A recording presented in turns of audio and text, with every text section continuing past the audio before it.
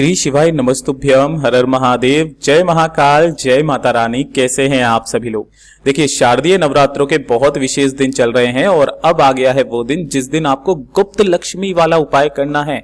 अगर आपके घर में धन को लेकर के समस्या है, पैसा नहीं आ रहा, व्यापार नहीं चल रहा, दुकान नहीं चल रही, कर्ज लेने की नौबत आ चुकी है, अनावश्यक खर्चे आपके परिवार में बहुत ज्यादा बढ़ रहे हैं, धन बिल्कुल बचता ही नहीं है, तो इस गुप्त लक्ष्मी वाले उपाय को इस शारदीय नवरात्रों में करना बिल्कुल मत भूलिएगा।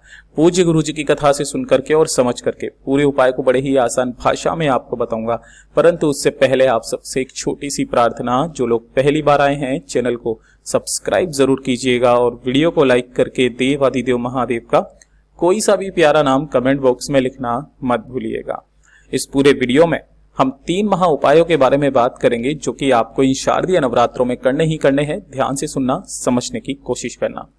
सबसे पहले बात करते हैं पहले वाले उपाय की, जो कि आपको गुप्त लक्ष्मी वाला उपाय करना है। पूज्य गुरु जी ने कहा कि अगर आपके घर में धन को लेकर के समस्याएं हैं, पैसा बिल्कुल भी नहीं आ रहा है, कर्ज लेने की नौबत आ चुकी है, अनावश्यक खर्चे आपके परिवार में बहुत ज्यादा बढ़ चुके हैं, दुकान है, कोई व्यापार है वो नहीं चल रहा है ना, कोई सा भी व्यापार ऐसा जो कि घाटे में जा रहा है, तो उन सभी समस्याओं से जूझने के लिए, उनको खत्म करने के लिए आपको ये उपाय जरूर करना है। अपने ही घर पर करना है।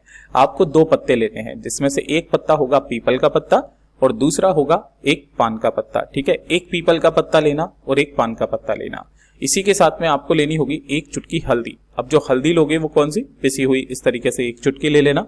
और इसी के साथ में आपको लेने होंगे कुमकुम। ठीक है, ध्यान रखना ये कुमकुम है, ना कि लाल चंदन। इस तरीके से थोड़ा सा 1 चुटकी ही कुमकुम लेना है। अब जो सबसे महत्वपूर्ण चीज है इस पूरे उपाय की, वो है कमल गट्टे, है ना, जो माता लक्ष्मी जी को बहुत ज्यादा पसंद है। कमल गट्टे कितने लेने हैं, 18, मतलब 9 एक के लिए और 9 एक के लिए। इस तरीके से आपको 9 के 2 जोड़े बना लेने हैं। आपको इस तरीके से 18 कमल गट्टे लेने हैं। बहुत इजी वे में मिल जाएंगे आपको, कोई दिक्कत वाली बात नहीं है। इसी के साथ में एक लंबी बाती का दीपक तैयार कर लेना, जिसकी बाती जो लगाओगे वो लंबी तो बाती लगाओगे ही सही, इसके अंदर भरना होगा आपको तिल का तेल या फिर गाय का घी।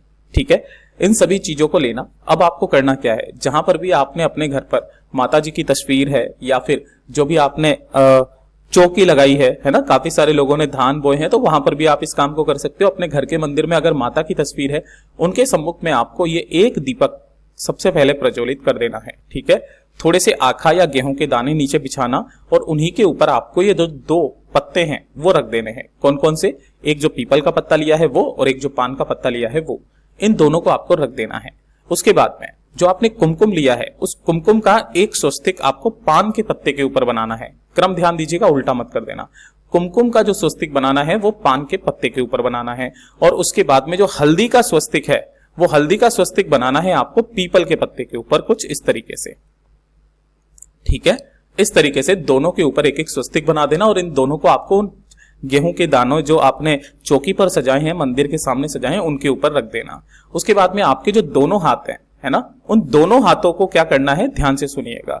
उन दोनों हाथों पर आपको ऐसे और ऐसे 9 कमल गट्टे आपको सीधे हाथ में और 9 कमल गट्टे आपको उल्टे हाथ में रख लेने हैं। ठीक है, मुट्ठी बांधना। मुट्ठी बांध करके लक्ष्मी जी का जो मंत्र आपको आता हो, ओम महालक्ष्मी नमः मंत्र का स्मरण करते हुए कितनी बार, 108 बार आपको उस मंत्र का स्मरण करना है। स्मरण करने के पश्चात जो आपके राइट हैंड साइड का जो हाथ है, उस राइट साइड के जो कमल गट्टे हैं उन्हें रखना आप पीपल के पत्ते के ऊपर। उल्टा मत कर देना। जो राइट हैंड है यानी कि दायां हाथ है, उसके 9 कमल गट्टे आपको पीपल के पत्ते के ऊपर रखने हैं और जो लेफ्ट हैंड है ना, बायां हाथ, उसके 9 कमल गट्टे आपको पान के पत्ते के ऊपर रखने हैं। इस तरीके से रख देना। रख करके अपनी कामना बोल करके ढोक दे लेना। इन्हें आपको क्या करना है, जिस दिन कर रहे हो उसी दिन करके, और जो अगला दिन आएगा, अगले दिन आपको इन दोनों पत्तों को यहां से उठाना है और किसी भी बहते नदी, तालाब, सरोवर के अंदर आपको इसे प्रवाहित कर देना है। अगर वो नहीं है तो किसी भी बेलपत्र पेड़ के नीचे इन दोनों पत्तों को रख करके आ जाना। पूज्य गुरु जी ने कहा उसी दिन से आपके घर में धन की आवक होना स्टार्ट हो जाएगी। पूज्य गुरु जी का बहुत अद्भुत और अचूक उपाय है, जरूर कीजिएगा। और ये दूसरे नंबर का उपाय, देखिए ये वाला तो होता है नवरात्रि में करने वाला, और ये जो दूसरे नंबर का उपाय है ना, ये हफ्ते में जो दिन आप फिक्स कर लो उस दिन आप ये वाला काम करना स्टार्ट कर दीजिएगा।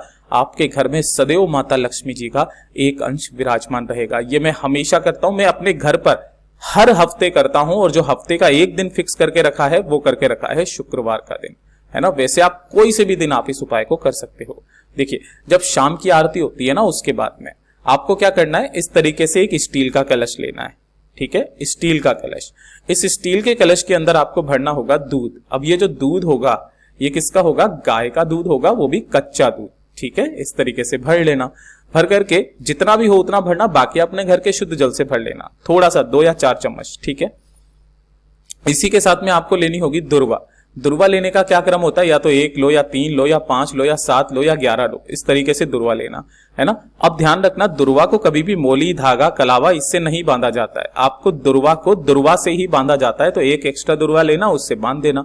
इसका ये जो गट्ठर बना होगा ना, इसे भी आपको इसी कलश के अंदर डाल देना है। तो पहला तो काम आपको दुर्वा का गट्ठर बना करके दूध वाले कलश में डाल देना है।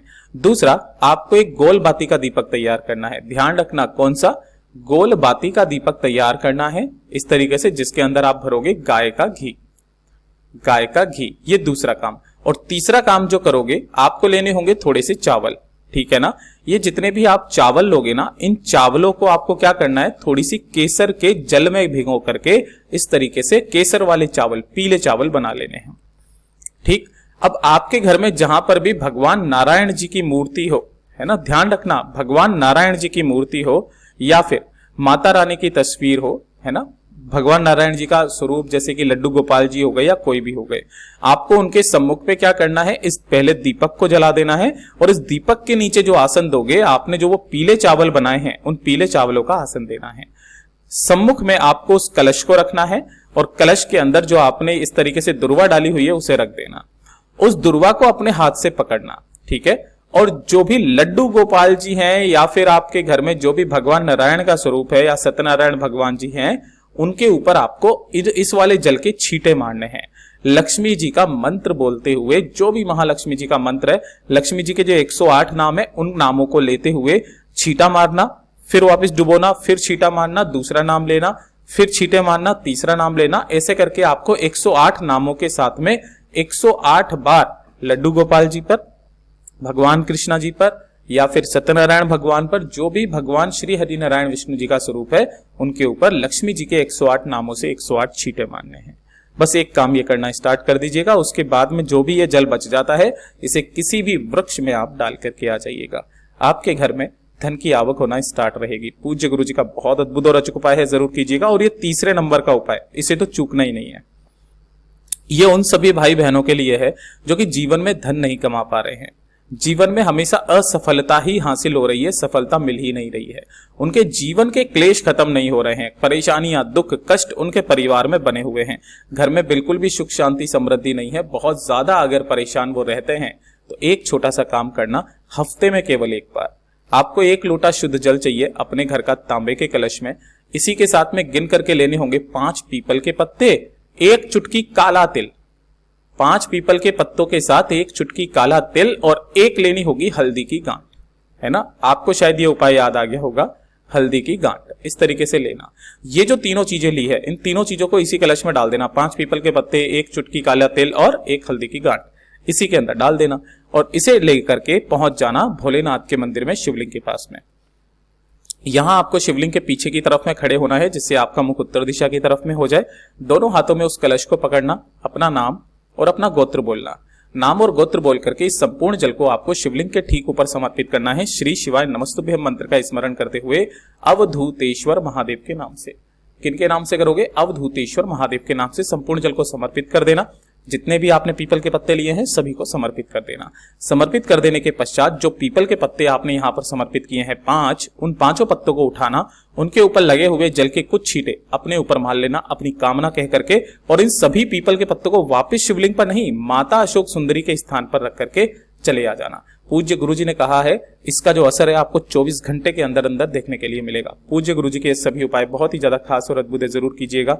वीडियो पसंद आए तो लाइक जरूर करना, चैनल को सब्सक्राइब जरूर कीजिएगा। मैं आपसे मिलता हूं अगले वीडियो में, तब तक के लिए ओम नमः शिवाय, हर हर महादेव, जय महाकाल।